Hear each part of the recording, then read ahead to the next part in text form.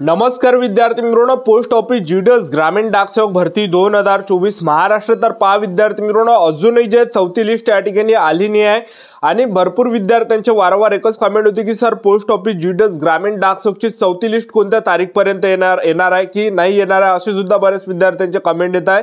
तर आजच्या व्हिडिओच्या माध्यमातून संपूर्ण माहिती तुम्हाला सांगणार आहे आणि चौथ्या लिस्टचा जो कडाप आहे विद्यार्थी मित्रांनो हा खूप डाऊन या ठिकाणी जाणार आहे, कारण की चौथी जी लिस्ट असणार आहे हे जे विद्यार्थी मित्रांनो लास्ट लिस्ट असणार आहे आणि चौथ्या लिस्टचा जो कडाप आहे हा खूप कमी जाणार आहे। तर भरपूर मुलांचं चौथ्या लिस्टमध्ये सिलेक्शन होणार आहे, महाराष्ट्रातील हजारो मुलांचं सिलेक्शन होणार आहे, ज्यांना कमी पर्सेंटेज आहे त्या मुलांचं सुद्धा सिलेक्शन होणार आहे। ठीक आहे, तर चौथ्या लिस्टचा महाराष्ट्राचा कडाप किती जाणार आहे या सर्व डिव्हिजनचा, Ahmednagar division, Akola division, Amravati, Chhatrapati Sambhaji Maharaj Nagar, Baramati, Beed, Bhusawal, Buldhana, Chandrapur, Dhule, Goa, Jalgaon, Karad, Kolhapur, Malegaon, Mumbai city north east, Mumbai city south, Nagpur city, Nagpur महसूल, Nanded, Nashik, Navi Mumbai, Osmanabad, Palghar, Pandharpur, Parbhani, Pune city east, Pune city west, Pune महसूल, रायगड, रत्नागिरी, मिरज, भुसावळ, सांगली, सातारा, श्रीरामपूर, सिंधुदुर्ग, सोलापूर, ठाणे, वर्धा, यवतमाळ।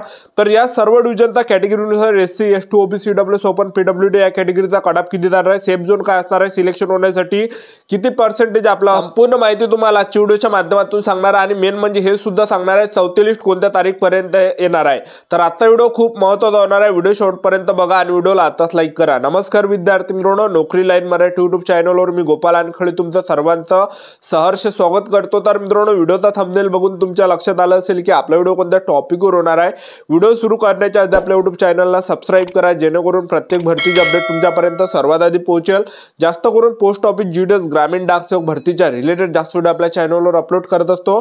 10वी 12वी पास भरतीच्या रिलेटेड जास्त व्हिडिओ आपल्या चॅनलवर अपलोड करत असतो। पोस्ट ऑफिस जीडीएस ग्रामीण डाकसेवकची जेव्हापासून थर्ड लिस्ट आलेली आहे तेव्हापासून भरपूर विद्यार्थ्यांच्या वारंवार एकच कमेंट होती की सर आम्ही 1-1 मार्कांनी कटलो, सर आम्ही 2-2 मार्कांनी कटलो, सर आम्ही 3-3 मार्कांनी कटलो।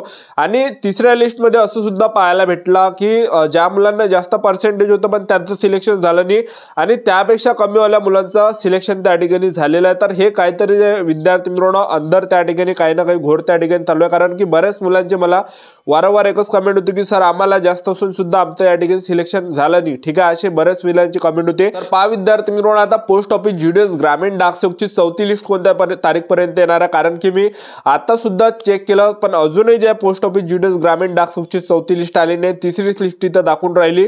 तर चौथी लिस्ट कधीपर्यंत येणार आहे, तर पहा पोस्ट ऑफिस जीडीएस ग्रामीण डाकसेवकची जे विद्यार्थी मित्रांनो चौथी लिस्ट तुम्हाला 31 डिसेंबरच्या अंदर तुम्हाला पाहायला भेटणार आहे। इथून 2 ते 3 दिवसांनी सुद्धा लागू शकते, ह्या 2-3 दिवसामध्ये जर नाही लागले येणार आहे 2-3 दिवसामध्ये तर 31 डिसेंबर पर्यंत जे विद्यार्थी मित्रांनो लागून जाणार आहे। 31 डिसेंबरच्या अंदर हे तुम्हाला चौथी लिस्ट तुम्हाला पाहायला भेटणार आहे आणि महाराष्ट्रातील भरपूर मुलांचं सिलेक्शन जे विद्यार्थी मित्रांनो चौथ्या लिस्टमध्ये त्यामध्ये होणार आहे, लक्षात ठेवा। ठीक आहे, तर तुम्हाला संयम ठेवायचा 31 डिसेंबर 2024 पर्यंत। आता 31 डिसेंबर 2024 जे विद्यार्थी मित्रांनो खूप जवळ या ठिकाणी आलेला आहे, तर 31 डिसेंबर पर्यंत तुम्हाला संयम या ठिकाणी ठेवायचा आहे। ठीक आहे, तर महाराष्ट्रातील असे काही जिल्हे विद्यार्थी मित्रांनो 5 असे डिव्हिजन आहे की त्या ठिकाणी कटाप या ठिकाणी डाऊन जाणार आहे। तर 5 चंद्रपूर डिव्हिजन झालं, गोवा डिव्हिजन झालं, रत्नागिरी झालं, सिंधुदुर्ग झालं, पालघर झालं, तर हे 5 डिव्हिजन आहे या ठिकाणी कटाप कमी जाणार आहे। SC, ST, OBC, WS, open, PWD कॅटेगरीचा पीडब्ल्यूडी असेल तर 80 पर्यंत किंवा 77 पर्यंत सुद्धा सिलेक्शन होऊ शकते।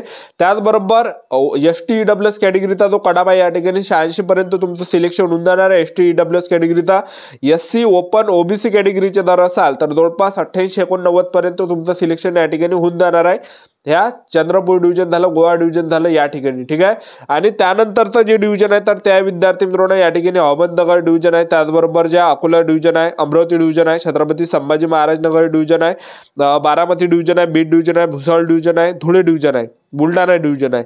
तर ह्या सर्व डिव्हिजनचा जो कडाप आहे SC, ST, OBC, WS, open कॅटेगरीचा तर पीडब्ल्यूडी असाल तर जवळपास 82-83 पर्यंत होऊन जाणार सिलेक्शन।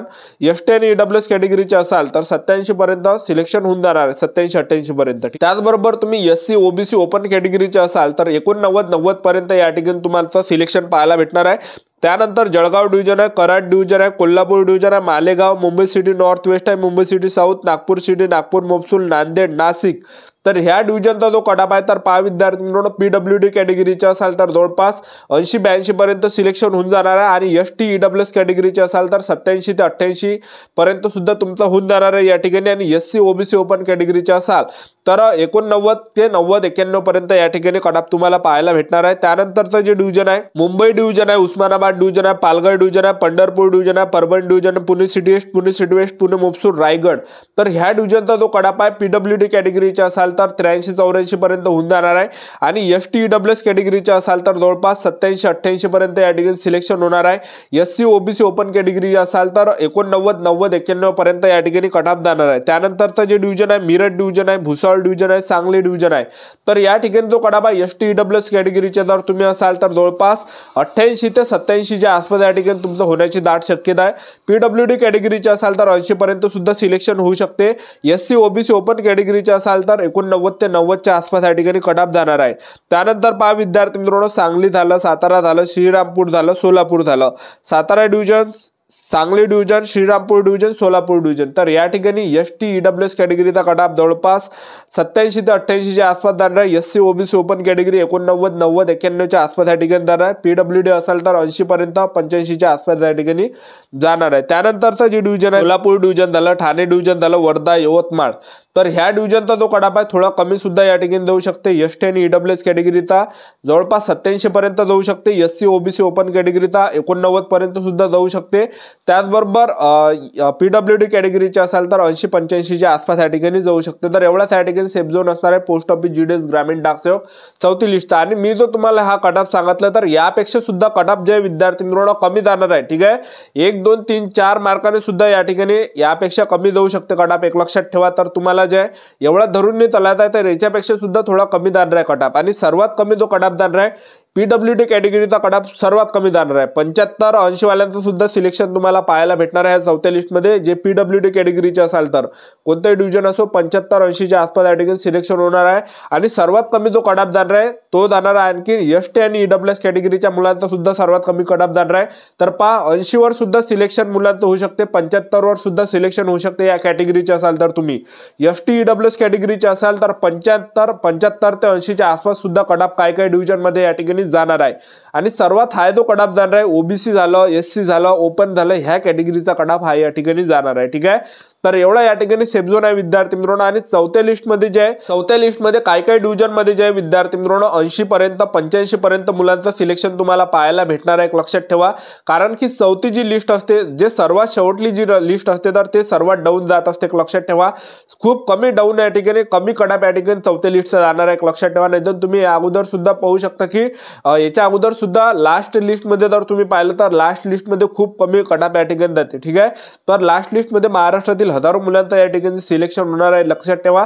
आणि तुम्ही 2022 ला बघितलं असेल जेव्हा लास्ट लिस्ट होती तर त्यावेळेस कटाप खूप कमी गेला होता. एसटी झालं, ओबीसी झालं, ओपन झालं, 60 पर्यंत मुलांचं सिलेक्शन झालं होतं सगळ्यात शेवटल्या लिस्टमध्ये. पण ह्या वर्षी गोवा डिव्हिजन मध्ये सांगता येत नाही, गोवा डिव्हिजनचा सुद्धा कटाप कमी जाऊ शकते. ह्यावेळेस खूप कमी सुद्धा जाऊ शकते. लक्षात ठेवा कॅटेगरीनुसार, कारण की गोवा डिव्हिजन मध्ये भरपूर मुलांनी फॉर्म भरला नाही. एक लक्षात ठेवा. तर या ठिकाणी भरपूर म्हणजे सिलेक्शन होण्याचे जास्त चान्सेस आहे गोवा डिव्हिजन मध्ये. ठीक आहे, तर संयम ठेवा. तर तुम्हाला 31 डिसेंबर पर्यंत हे लिस्ट तुम्हाला पाहायला भेटणार आहे. आपल्या YouTube चॅनल सबस्क्राईब करून ठेवा, व्हिडिओ अपडेट देत राहणार आहे. आजच्या साठी इथंच थांबतो. व्हिडिओ नेक्स्ट व्हिडिओमध्ये. जय हिंद, जय